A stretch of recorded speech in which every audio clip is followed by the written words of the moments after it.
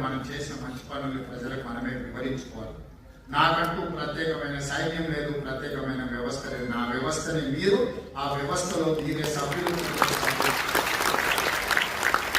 రేపటి నుంచి మీరు కూడా నిన్నటి వరకు మీరు సామాన్యమైన నిరుద్యోగ యువకులు మీ తల్లిదండ్రుల ముందు కానీ, మీ గ్రామ ప్రజల ముందు కానీ, మీ బంధువుల ముందు, ఈ రోజు నుంచి మీ ఆఫీసర్స్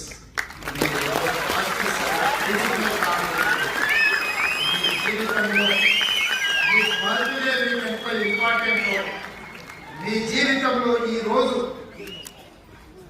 మీరు డిజిగ్నేట్ కాబోతున్న ఆఫీసర్, ఈ రోజు మీకు అందించబోయే నియామక పత్రం ప్రభుత్వ ఉద్యోగం కాదు.